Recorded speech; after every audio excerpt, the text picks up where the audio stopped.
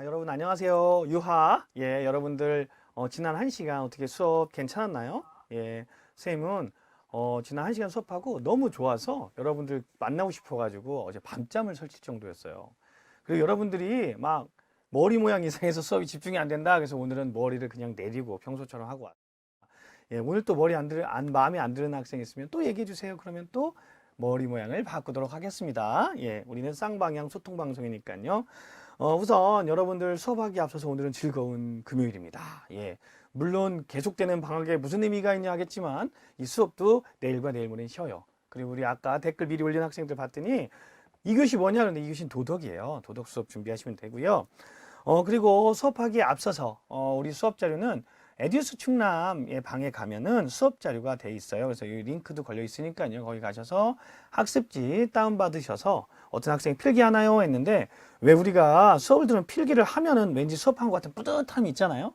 필기할 수 있는 나는 없지만 여러분들이 필기를 하시면 빈칸에다 하시면 될 것 같습니다. 그리고 아까 우리 김성진 학생, 역사 수업이 제일 재밌어요. 사랑합니다. 감사합니다. 이런 좋은 댓글들 많이 올려주시고요. 여러분들 댓글이 사실 이제 여러분들이 이게 문화이긴 하지만 이게 또 교육이고 또 전국에 많은 사람들이 보고 학부모님들도 보시다 보니까 이거에 대한 이야기가 많아요. 그러니까 우리가 조금만 우리 댓글을 좀 순화하는 예쁜 댓글만 올려주시면 감사할 것 같습니다. 우선 지난 시간에 선생님이 방송을 한번 집에 가서 쭉 봤어요. 여러분들 댓글들 다 봤습니다. 근데 첫날이다 보니까 사고가 참 많았어요. 특히 우리 중학교 2학년 교실이 사고가 많았죠. 그래서 우리 선생님 수업이 한 번은 끊기고 뭐 화장실 갔다 왔어요. 변비에 그러는데 한 번 끊겼고 또 마이크가 나가서 혼잣말만 하더라고요. 근데 그게 첫날 이제 생방송의 묘미가 아닌가라는 생각이 들고요. 그러니까 여러분들 이해해 주시기 바라고요. 그래서 그 몇 가지만 이제 첫날 방송한 거 수정하고 갈게요. 우선 첫째로 선생님이 그 문화의 다양성을 이야기하면서 중동, 흔히 말하는 이제 아랍 지역의 결혼 제도를 일처 다부제라고 설명했는데, 아니, 일부 다처제를 잘못 말한 거예요. 남자 하나가 여럿의 부인을 둘 수 있는 것이죠. 그래서 이걸 잘못 얘기했다라는 거, 실수했다라는 거 얘기하고요. 그리고 마이크가 꺼진 부분이 이제 루시 이야기인데, 오스트랄로피테쿠스 아파렌시스 이야기였는데, 루시를 보고 싶으면 에티오피아 국립박물관에 가셔서 루시를 직접 보고 도대체 무슨 루시 얘기를 이렇게 많이 했나 한번 직접 가보시길 바랍니다. 에티오피아는 우리나라에서 직항편이 뜹니다. 그럼 이제 여러분들이 또 많은 학생들이 참여를 많이 해주셔서 댓글도 많이 달아주셨더라고요. 너무 고마웠는데 그 중에 질문 몇 가지만 골라봤습니다. 한 학생이 선생님 구석기 시대 이동 수업이라고 했는데요. 제주도는 좁아서 이동이 아니고 그 자체가 정착 아닌가요? 라고 하는 학생이 있었어요. 근데 두 가지를 이야기 드리겠습니다. 우선 첫째, 여러분들 제주도가 작은 섬이라고 생각하나요? 제주도는요, 우리나라에서 가장 큰 섬이고요. 좌와 동에서 서까지의 거리, 직선 거리가 73km입니다. 남에서 북까지의 거리는 31km예요. 해안선은 400km가 넘습니다. 굉장히 큰 섬이에요. 그 섬 안에서도 충분히 이동 생활이 가능하고요. 근데 그걸 떠나서요. 구석기 시대에는요, 지난번에 얘기했잖아요. 해안선이 낮았어요. 빙하기 때문에. 빙하기라서 해안선이 낮았기 때문에 일본부터 한반도, 중국까지가 전부 다 육지로 연결돼 있었답니다. 그래서 당연히 제주도도 섬이 아니었겠죠. 그렇기 때문에 제주도도 이동 생활이 불가능했던 건 아니다. 그리고 제주도만 가지고도 이동 생활이 가능했다라는 이야기를 드리겠습니다. 그리고 한 학생이 선생님 호모 하빌리스는 왜 설명을 안 해주시나요? 그러는데 호모 하빌리스도 물론 있어요. 그러니까 호모 하빌리스는 최초의 도구를 사용한 인간이다 라고 알려져 있는데 연대로 보면은 오스트랄로피테쿠스와 호모 에렉투스 사이에 나타난 걸로 밝혀지고 있습니다만 왜 호모 하빌리스만 얘기 안 한 게 아니에요. 오스트랄로피테쿠스도요. 아파렌시스 말고 뭐 아프리카누스 등등 많은 종류의 인류 화석이 있습니다. 근데 우리가 그걸 다 알 필요는 없으니까 중요한 거 몇 가지만 이야기했던 거고요. 그러니까 뭐 호모 하빌리스는 그때 나왔다라는 거. 그리고 세 번째로 빗살무늬 토기 얘기를 했더니 제가 이제 바닥에 꽂고 쓰는 거다라고 얘기했더니 한 학생이 설민석 선생님께서는 받침대가 있었다고 이야기하셨습니다 라고 했어요. 근데 그 말도 맞는 말이겠죠. 왜냐하면 선사시대는 기록이 없기 때문에요. 우리는 역사적 유물을 보고 추측을 할 수밖에 없어요. 그러니까 재밌는 얘기로, 그러니까 극단적인 역사학자들은요.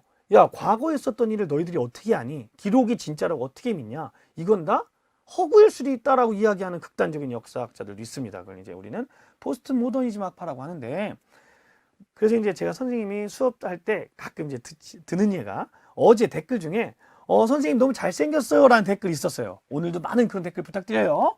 그런데 한 1000년쯤 뒤에 이 세상의 모든 기록이 사라지고요. 제 얼굴과 그 댓글 하나만 남았다고 보세요. 제 얼굴과 댓글이 나오면 1000년 뒤에 역사학자들은 그걸 발견하고 이 사람이 이 시대에 가장 잘생긴 얼굴인가 보다라고 생각할 수도 있는 거죠. 그리고 그게 역사가 될 수도 있는 거예요. 그런 것처럼 선사시대는 우리가 상상, 그리고 추측 이런 걸 하는 거기 때문에 뭐가 정답이다 할 수 없습니다. 신석기 시대에 뱃살무늬 토기는 땅바닥에 박아서 썼을 수도 있고요. 받침대에 올려놓고 썼을 수도 있겠죠. 그래서 우리는 항상 이렇게 다양한 사고를 하면서 이렇게 역사를 공부하면 재미가 있을 것 같습니다.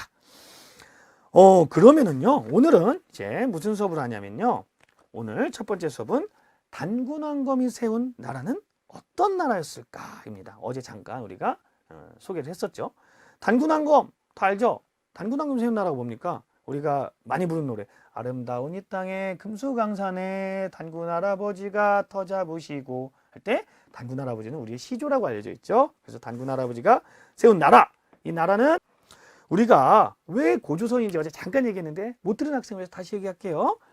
자, 1392년에 이성계가 조선이란 나라를 세웁니다. 조선. 그렇기 때문에 이 나라와 이름이 겹치지 않기 위해서 우리는 위에 있었던 조선에다가 무슨 자를 쓰는 거예요? 고라는 말을 붙여서 옛고를 써서 옛 조선이다 라고 부르는 겁니다. 그러니까 이름이 똑같은 거예요.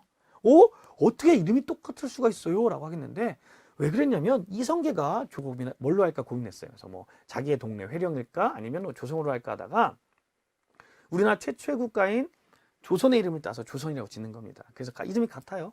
우리 중국에도 이름이 같은 나라들 많죠. 그러다 보니까 중국은 앞에 나왔냐 뒤에 나왔냐에 따라서 전자와 후자를 붙이기도 해요. 앞에 나오면 전, 뒤에 나오면 후. 뭐 여러분 많이 들어본 것 중에 뭐가 있을까요? 고구려 때 나왔던 뭐 전진 이런 얘기, 후진, 그리고 뭐 후금 이런 거 많이 들어봤죠. 그리고 수도의 위치에 따라서 동쪽과 서쪽을 나누면서 뭐 동서로 나누기도 해요. 동주, 서주 이런 식으로.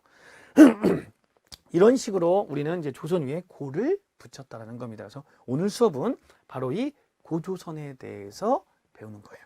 그럼 우리 학습 목표를 다 같이 한번 읽어볼까요? 학습 목표는요. 1. 고조선의 건국과 성장 과정에 대하여 설명할 수 있다. 두 번째, 고조선의 사회 모습에 대하여 파악할 수 있다입니다. 그러면 우리가 고조선에 대해서 알아야 돼요. 고조선은요, 우리나라 최초의 국가입니다. 우리 꼭 알아야 될 두 가지입니다. 고조선은 우리나라 최초의 국가이고요. 두 번째, 청동기 문화를 기반으로 성립되었다는 것. 그게 무슨 말이냐면요. 석기가 아니고요. 청동기로 넘어와서 청동기 문화를 기반으로 성립이 돼요. 하지만 이제 그럼 계속 청동기로 가냐? 아닙니다. 중간에 철기가 보급되고 고조선도 철기를 받아들이게 돼요. 그래서 이제 이후는 전부 다 나오는 국가들은 철기를 바탕으로 해요. 그러니까 우리 두 가지, 우리나라 최초의 국가이기도 하지만 청동기를 바탕으로 했던 국가, 유일한 국가이기도 합니다. 이거를 우리는 알고 지나가면 될 것 같아요. 자, 근데 우리가 고조선을 배울 때 항상 우리 어렸을 때부터 여러분 들었던 거 있죠? 단군 신화 많이 들어봤죠? 단군 신화 하면은 우리 여러분들 뭐가 생각나요? 우리 잠깐 얘기해 볼까요?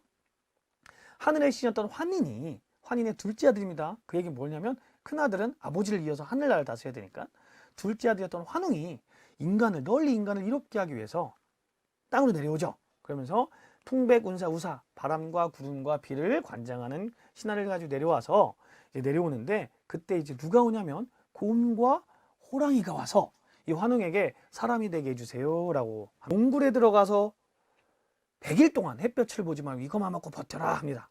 그러자 이제 호랑이는 못 버티고 뛰쳐나가죠. 하지만 우리 이제 미련한 곰이라고 하는 곰은 아주 그냥 묵묵히 참아내면서 꿋꿋이 버팁니다. 그랬더니 이제 100일까지 다 버티지 않아요. 21일 만에 우리가 371이라고 하는데요. 37에 21이잖아요. 왜 37이냐면 우리 동양적 특히 우리나라에서 전통 사상의 3은 탄생의 의미예요. 그리고 7은 죽음의 의미예요. 그러니까 37일이다, 21일이라는 건 삶과 죽음을 의미하는 거예요. 그래서 우리가 아이가 태어나면 21일 동안은 왜 부정탄다고 밖에 나가지 못하게 하거든요. 그런 것들이 이제 다 그런 전통적인 풍습과 사상과 관련이 돼 있는 겁니다.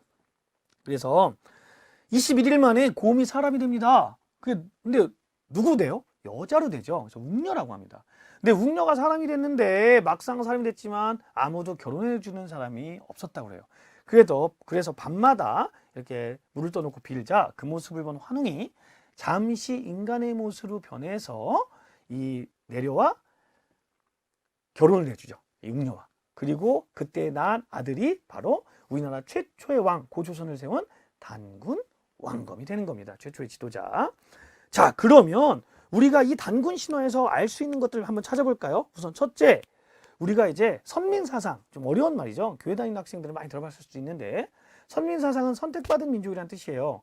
하늘로부터 내려왔다라고 하잖아요. 우리가 환웅이. 그건 이제 우리 다른 말로 천강신화라고도 하고요. 하늘로부터 내려온. 그러니까 우리는 하늘로부터 선택받은, 하늘로부터 내려왔던 민족이다라는 선민사상이 들어가 있고요. 두 번째, 곰과 호랑이가 나오잖아요. 그거는 진짜 곰이 사람이 됐을까요? 그 말이 안 되죠. 그거는 뭐냐? 우리 지난 시간에 얘기했던 토템, 특정 동물 숭배 신앙이 들어가 있다라는 겁니다. 그리고요, 우리가 보면 새로운 세력과 토착 세력 간의 결합을 할 수 있어요. 무슨 말이냐면 정말 하늘에서 내려왔을까요, 사람들이? 아니죠.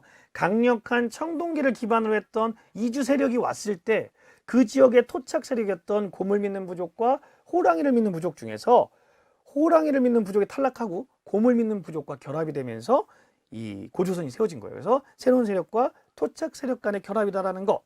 그리고 세 번째, 널리 인간을 이롭게 한다. 이건 아직도 우리나라의 이제 이념으로도 많이 쓰이는 거죠. 이런 홍익인간의 이념이 나타났다라는 거. 그리고 네 번째입니다. 우리가 이 웅녀가 환웅과 결혼해서 낳은 지도자가 단군 왕검이라고 했죠. 근데 단군 왕검의 의미가 뭐냐면 이름이 아닙니다. 단군은 종교적 지도자, 그러니까 흔히 우리가 제사장이라고 하는 겁니다. 하늘로의 제사 지낼 수 있는 권리를 가진 사람, 단군은. 그리고 왕검은 정치적 지도자를 의미해요. 그래서 단군 왕검이라는 것은요, 이 사회가 재정의 일치 사회였다. 다시 말해서 종교와 정치가 일치되어 있었다라는 것을 알 수가 있는 겁니다.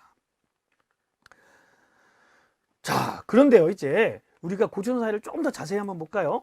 동의전을 보면 우리나라에 8조법이 남아있어요. 근데 세 가지가 남아있습니다. 근데 8조법은요, 금법이라고 그래요. 8조 법금, 금법이라고 하는데, 왜냐면 다 금지하는 거잖아요. 금지하는 것. 근데 이제 법과 도덕의 차이, 우리 도덕 시간에 배울 텐데, 법은 주로 금지하죠. 도덕은 주로 하라고 하는 거지만, 근데 법이라서 금지하는 법이어서 8조금법이라고도 불리는데, 8조법을 보면요, 그 중에 세 가지가 남아 있습니다. 우리가 세 가지를 보면요, 첫 번째, 사람을 죽인 자는 즉시 죽인다, 사형에 처한다. 오, 뭐죠 이게? 사람을 죽인 자는 사형에 처한다. 이거는 이 당시 무슨 사회였다? 생명력을 존중했던 사회다. 그러니까 생명력이 아니라 생명을 존중했던 사회다. 다시 말해서 생명 존중. 근데 여기서 말하는 생명이라는 것은 오늘날의 생명이라고 보면 안 돼요. 이때는 생명이라는 것은 뭐다? 노동력을 말하는 겁니다. 노동력을 존중하는 사회였다. 중시하는 사회였다. 노동력을 중시하는 사회였다라는 거. 첫 번째는 그렇습니다. 그럼 두 번째 항목을 볼까요? 여기 보면 다시 남에게 상처를 입힌 자는 곡식으로 갚는다라는 게 나와 있죠. 상처를 입힌 자는 곡식으로 갚는다. 오, 이게 뭐예요? 남에게 상처를 입힌 자는 곡식? 소나 말, 양이 아니라 곡식이다라는 것은 이 사회가 농경이 중심된 사회였다라는 것을 우리는 알 수가 있습니다. 그리고 세 번째로 도둑질하는 자는 노비로 삼는데 용서를 구하려면 50만 전을 해야 했다. 자, 여기서 두 가지, 우리는 크게 세 가지를 볼 수 있는데요. 노비. 자, 노비가 나왔습니다. 무슨 사회다? 신분제 사회이다. 다시 말해서 계급이 발생하였다. 그리고 돈 있죠? 돈이 나오고 노비, 신분이 나왔다는 건 사유재산이 나타났다. 그리고 이거는 조금 논란이 많은데요. 이게 50만 전이라는 돈이 나왔다는 것 자체가 화폐가 활발히는 아니었지만 화폐가 쓰였을 수도 있다라는 것을 의미하게 되는 것이지요. 이 정도 내용을 우리가 한번 선생님이 올렸던 학습지에다가 이렇게 필기를 하면 좋지 않을까 합니다. 우리 학생 중에 자꾸 선생님 시계를 물어보는 학생이 있는데요. 선생님은 피아제가 뭔지 몰라요. 좋은 시계 아니고 비싼 시계 아닙니다. 선생님 비싼 시계 못 차요. 좋아하지도 않고. 시계에 관심은 그만 올려주시고요. 수업에 관심을 가졌으면 좋겠습니다. 네. 이 학생이 자꾸 이렇게 어제부터 저번부터 올리는 것 같아요. 네, 저는 피아제가 뭔지 몰라요. 자, 그러면 우리가 이제 다해서 고조선의 세력 범위를 한번 봐야 돼요. 고조선은 어떻게 이제 우리가 고조선을 알 수 있는 게 무엇인가 하는데, 고조선의 세력 범위를 보기 위해서는 이 당시의 국경이라는 거는요, 오늘날처럼 선의 개념이 아니에요. 뭐 찍 일직선에서 여기 넘어오면 네 땅, 내 땅 이런 게 아니라 세력 범위입니다. 어디까지가 이 통치력이 미치는지를 따라서 흔히 말한 점의 개념이에요. 범위예요, 범위. 그러니까 국경이 아니라 여기까지 미쳤을 것이라 추측을 하는데, 그거는 뭘 보면 알 수 있냐면 고조선에서만 공통적으로 나타나는 유적을 보면 돼요. 예를 들어서요, 한 1000년 뒤에 이 모든 기록이 사라졌을 때 우리가 유적을 발견했는데, 한글로 된 자료들이 많이 나오는 때는 다 당연히 우리의 영토라고 추측이 되겠죠. 다른 지역에서 한글이 잘 안 쓰이잖아요. 뭐 물론 가끔 쓰긴 하지만 대부분이 한글인데가 우리 지역이라고 추측을 할 수 있는 것처럼, 이 당시도 고조선의 그 유물이 많이 발견되면 거기가 고조선의 세력 범위구나라는 것을 알게 됩니다.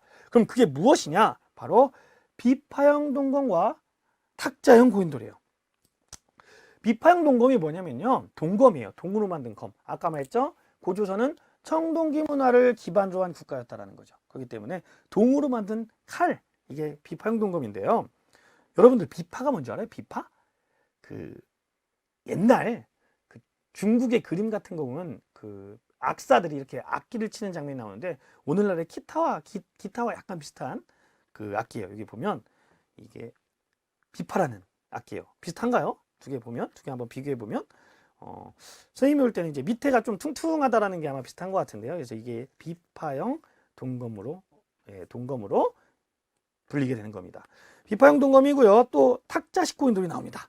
근데 우리 고인돌에는 크게 두 가지가 있어요. 우리 여러분들, 탁자식 고인돌이 있고요. 이거는 우리 북쪽에서 많이 발견돼서 북방식이라고도 불리기도 합니다. 그리고 다른 나라는 바둑판식이라고 그래가지고요, 위에가 덮개돌이 크고 다리가 짧은 고인돌도 있습니다. 그거는 남방식이고요. 흔히 바둑판식 고인돌이라고 하는데요. 고조선의 고인돌은 바로 이 북방식 고인돌, 탁자식 고인돌이 많이 쓰이게 발견되게 되는 겁니다. 그러면요, 이제 지도를 보면 고조선의 세력 범위가 보이죠. 여기가 이제 지금 보시면 한반도의 북부, 그리고 요령지방, 요동반도를 중심으로 한 요령지방을 이렇게 덮어서 저 위에 숭화강까지 이렇게 한 바퀴를 돌고 있는 것을 볼 수 있습니다. 이런 고조선의 세력은 어떻게 할 수 있냐? 바로 고인돌, 그리고 비파형 동검, 그리고 어느 교과서는 또 다른 미송리식 토기를 이야기하는 것도 있어요. 뭐 그런 것도 다 같은 거라고 할 수가 있습니다. 자, 그러면 아까도 얘기했죠. 고조선이 그럼 청동기 문화를 기반으로 했기 때문에 무조건 청동으로만 쭉 가냐? 아닙니다. 중간에 철기를 받아들이게 되는데요. 그 철기를 도입하는 사람이 바로 위만이라는 사람이에요. 그래서 우리는 이거를 시대 구분으로 위만 조선이라 부릅니다. 근데 위만은 어디서 넘어왔냐면요, 우리 옆에 보면 우리가 이 연나라라고 여기 보입니까? 여기 연나라, 이렇게 여러분 선생님이 이렇게 빨간색으로 패치했는데요. 이게 춘추전국 시대의 나라 중에 하나예요. 그렇지만 이 당시는 춘추전국 시대가 아니에요. 이 당시는 진과 한의 교체기, 그리고 한나라가 들어선 이유거든요. 근데 왜 춘추전국 시대라고 얘기하냐? 근데 춘추전국 시대에 있었던 나라인데 그 얘기를 설명해 줄게요. 이 춘추전국 시대를 누가 통일합니까? 진나라가 통일하죠. 진나라가 통일해서 전체를 다 황제가 직접 다스려요. 그걸 우리가 군현제도라고 하는데요. 그러다가 진나라는 2대 만에 망해요. 호해 황제에서. 그리고 누가 이걸 다시 통일합니까? 이 한나라가 그 한고조 유방이 통일을 하죠. 그러면서 한나라는 통치 방식을 다르게 합니다. 그 왕경 주변, 그러니까 왕성 주변은 황제가 직접 다스리지만 멀리 있는 지역은 혈족들, 친척들에게 분봉을 해줘요. 봉건제로. 그걸 우리는 군국제도다라고 부르는데요. 이 연나라도 자기 혈족중이었던 노관이라는 사람에게 이렇게 분봉을 해줘요. 근데 이 노관이 나중에 이제 혼란기를 틈타서 흉노적으로 도망을 가버려요. 그러면서 굉장히 이제 좀 혼란해지는데, 그 틈을 타서 위만이라는 자가 고조선에 넘어오게 되는 겁니다. 근데 자, 여러분들 고조선에 넘어오잖아요. 그러면 이제 그래서 이걸 가지고 일제강점기 일제사학자들은 그렇게 얘기했어요. 야, 너희 나라, 니네 조선이라는 나라는 시작부터가 식민지였어 라고 이야기합니다.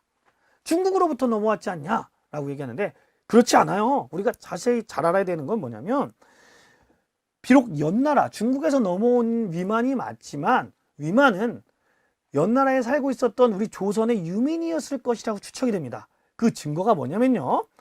그 증거를 보면은 우선 연나라 그 위만이 당시에 그 중국의 기록에 그 오랑캐라고 써 있어요. 그게 호복을 입었었다고 써 있어요. 호복이면 오랑캐 옷인데요. 오랑캐 옷이라는 건 우리 그 고조선의 옷을 이야기합니다. 그리고 자기들이 그리고 당시에 상투를 틀었다고 하고 있어요. 상투를 틀었다는 얘기는 고조선 사람이다라는 의미를 가지고 있는 거거든요. 그 두 가지를 봤을 때 위만은 당연히 우리나라 고조선 사람이었을 거다라고 우리가 생각을 해요. 그리고요, 생각을 해보세요. 고조선의 준왕이라는 사람이 이 위만이 오자 위만에게 그 국경의 경계를 맡기거든요. 철기 문화를 가져오니까. 아니 우리나라 사람도 아닌 사람한테 어떻게 국경선을 맡깁니까? 그 얘기는 뭐야? 우리 유민이었으니까 그렇게 쉽게 맡기지 않았을까라고 추측을 할 수 있는 거죠. 그래서 근데 이제 위만은 이런 준왕을 자기가 쫓아내버리고 자기가 직접 왕이 돼버려요. 그래서 그걸 우리는 무슨 시대라고 하냐? 위만 조선시대라고 합니다. 이때부터 조선은 철기 문화가 시작되는 겁니다. 자, 이렇게 조선은 있잖아요. 굉장히 잘 나가요. 고조선은 잘 나가면서 어떻게 잘 나가느냐면요. 우리가 지도를 한번 잠깐 봅시다. 이건 이제 선생님이 보시면 이 위에 이제 한나라와 이 우리나라 한반도 남부에 진국이라는 나라가 있었어요. 진나라라는 나라가 있었는데 한나라와 진나라의 사이에서 중개무역을 합니다. 중개무역. 중개무역이라는 게 뭐냐면요. 이 물건을 갖다 팔기도 하고 이렇게 그러면서 중간에 이득을 남기는 거예요. 근데 당연히 한나라 입장에서 보면 고조선이 없으면 자기들이 직접 팔면 더 많은 이익을 남길 수 있겠죠. 그러면서 고조선을 쳐들어오게 됩니다. 한 무제 때 고조선을 쳐들어오면서 한나라가 이제 우리 조선이 침략을 받게 돼요. 그래서 잘 버팁니다. 사실은 많이 버텼어요. 하지만 결국 우리 고조선에 있는 많은 사람들이 이렇게 좀 이렇게 이쪽으로 배신이라고 하죠. 한나라에 붙구르면서 결국 지배층으로부터 안으로부터 붕괴가 돼요. 결국 기원전 108년에 왕검성이 함락이 되면서 고조선은 멸망하게 됩니다. 자, 고조선 멸망한 후에 한나라는요 여기에다가 자기들이 직접 다스리는 한사군이라는 걸 설치해요. 우리 지도가 좀 작죠. 맨 위에부터 현도군, 뭐 낙랑군, 진번군, 임둔군이라는 그 산사군이 설치되는데요. 여러분 이거는 사실 근데 지금도 논란이 많기도 해요. 이 한사군의 위치에 대해서 정말 여기냐? 아니다. 중국 대륙에 있었다라고 이야기하는 사람도 많으니까 이건 교과서적 지식이 그렇다라고 알아두시면 됩니다. 이 한나라를 잠깐 얘기하면요. 한나라 한무제는 이렇게 고조선도 침략하고요. 밑으로 내려가서 베트남 지역도 거기도 함락시킨 다음에 한구군이라는 이렇게 한군현을 많이 설치해요. 곳곳에. 그래서 직접 자기가 통치하게 되는 거죠.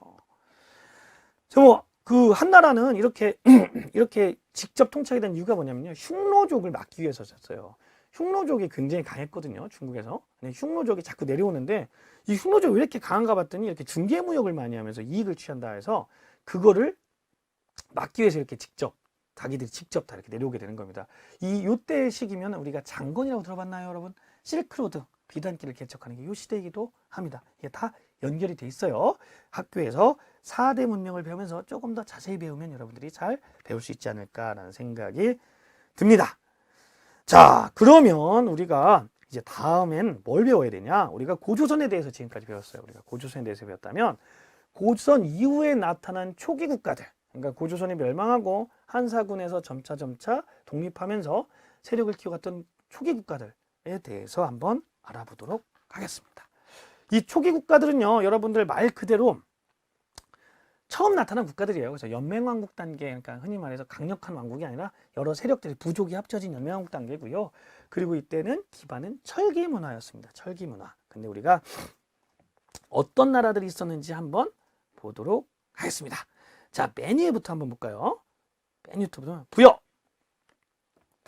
들어봤죠? 부여. 그리고 밑에 고구려, 그리고 옥저, 동해, 그리고 밑에는 마한진한 변화를 합쳐서 그걸 보면 다 괜찮아요. 부여와 고구려와 마한진한 변화는 괜찮은데 옥저와 동해가 사실 좀 비슷한 세력으로 같이 이렇게 가거든요. 그러다 보니까 옥저와 동해의 위치를 정확하게 기억이 안 날 때가 있어요. 옥저가 위인가 동해가 유인가 중요하진 않습니다만 내 선생님 제자 중에 한 학생이 아주 굉장히 공부 열심히 하는 학생이 쌤 옥조와 동해를 외우는 방법은요 옥동자를 생각하면 돼요. 옥동자니까 옥저가 위에요 라고 한 학생이 있었어요. 그래서 옥저가 위였다라고 생각하시면 됩니다. 예, 질문해도 되냐고 하면서 혹시 중요한 질문이면 제가 집에 가서 다시 데리고 해드릴게요. 질문 하실 분들은 여기다 하는데 수업에 관련된 질문 해주셨으면 좋겠어요. 아까처럼 뭐 시계 얼마예요 이런 거, 시계 뭐예요 이런 거 아닙니다. 중요하지 않아요. 자, 그러면 이제 하나하나 알아보도록 합시다. 부여. 우리가 부여를 보면은요. 부여는 농경과 목축을 같이 했던 나라입니다. 하지만 사출도라는 게 있었어요. 사출도가 뭐냐면 그 부족들이 독자적으로 다스린 지역의 사출도인데요. 그 부족장들의 이름이 그래서 그 사출도를 다스리고 그 관직의 이름이 마가, 우가, 저가, 구가예요. 이런 걸로 봤을 때는 마가, 우가, 구가, 저가가 뭐냐? 마는 말, 소, 뭐 개, 돼지를 얘기하는 거거든요. 근데 이걸 봤을 때 이 사회는 농경보다는 뭐가 더 우세했을 것이다? 목축이 더 강했을 것이다. 그리고 위치만 보더라도요 북쪽이잖아요. 그죠? 한 만주 지역이기 때문에 농경하기엔 적합한 지역은 아니에요. 그러다 보니까 목축이 더 유목이던 목축이던 이런 게 더 우세했었던 지역이 아닐까, 우세했던 지역이 아닐까라는 생각이 들고요. 그리고 이 부여의 특징은요. 흰옷을 입습니다. 흰옷. 우리가 백예민족이라고 부르잖아요. 아마 부여부터 내려온 게 아닌가 하는데 흰옷을 입고요. 순장의 풍습이 있습니다. 순장의 풍습이 뭐냐면요. 사람이 죽으면 같이 묻어요. 끔찍하지 않습니까? 근데 옛날에는 선생님 잠깐만요. 물 좀 마실게요.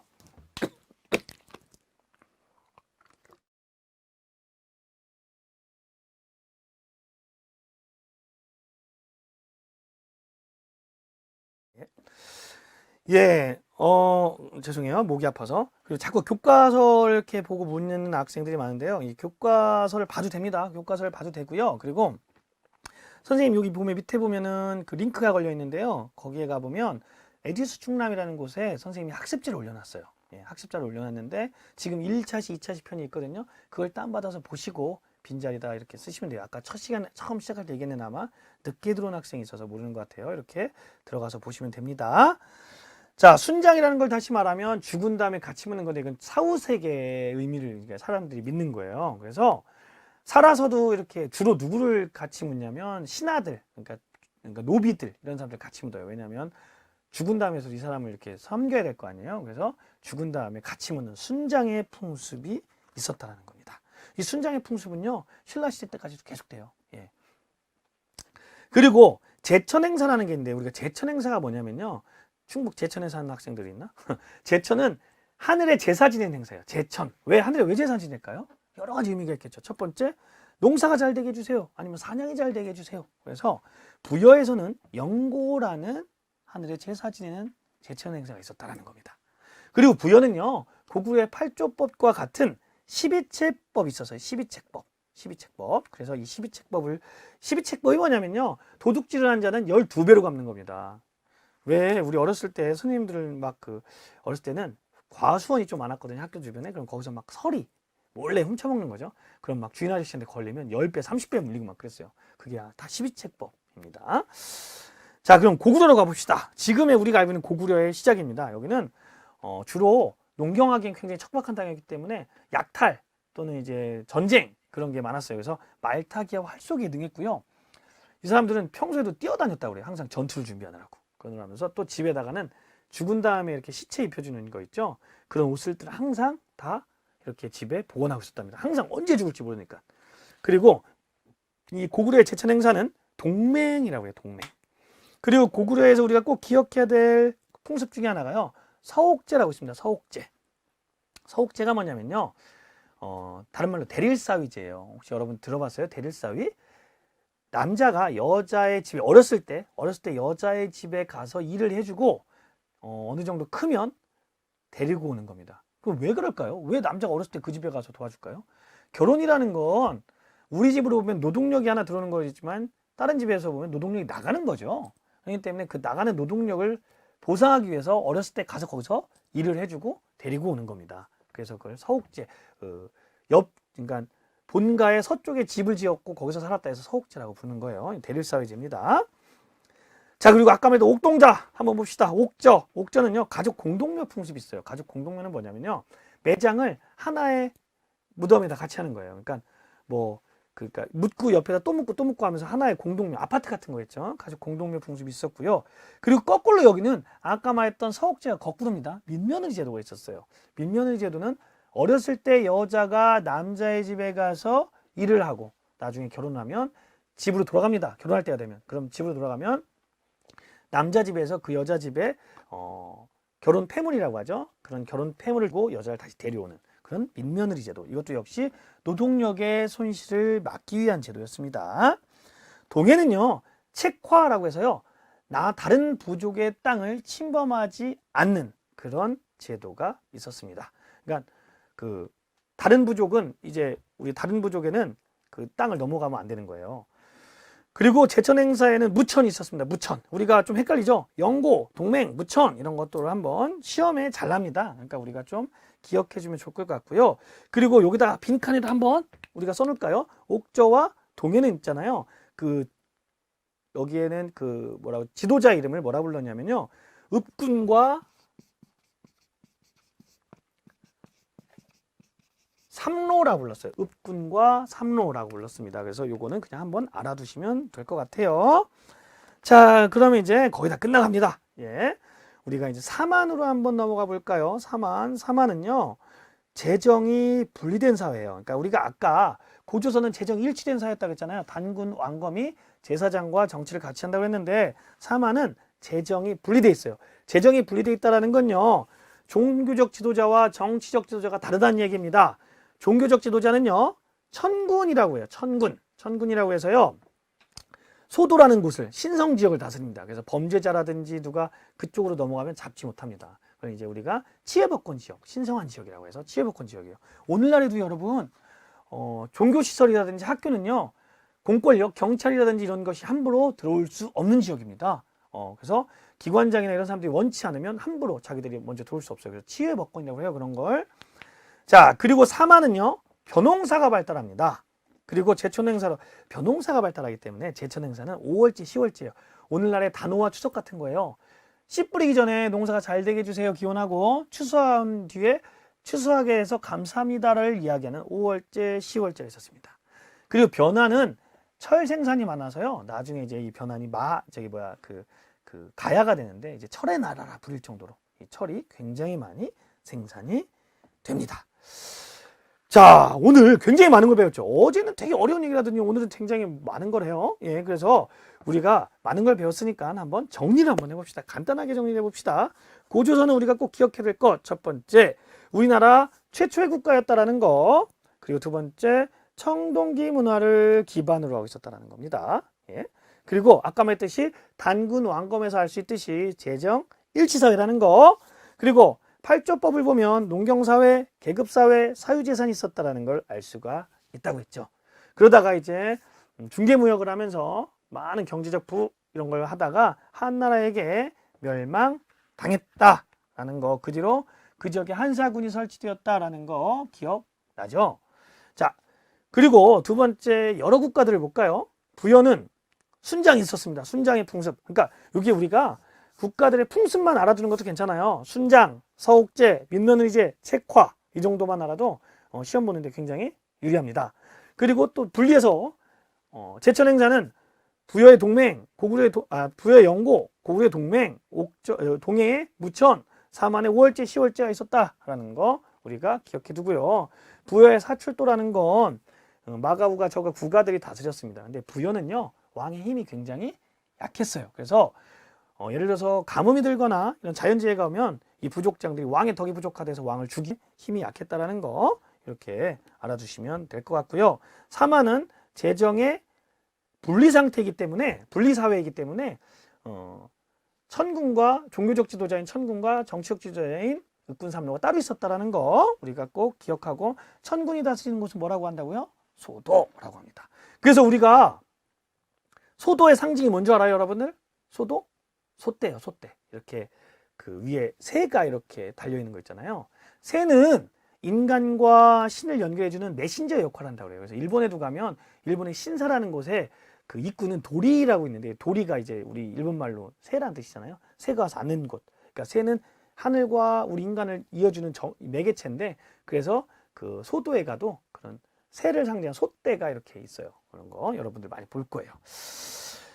예, 분필색을 좀 바꾸라고 하는데 이게 흰색이 제일 잘 보여서 이렇게 한 거예요, 여러분들. 어쩔 수 없어요. 그리고 여러분들 자꾸 이렇게 만약에 집에서 보는데 이게 버퍼링이 있으면 세로 고침을 한번 하시면 돼요. 그리고 그래도 안 되면 이따 저녁 때 다시 보기를 해도 되니까요. 이런 식으로 하시면 될 것 같아요.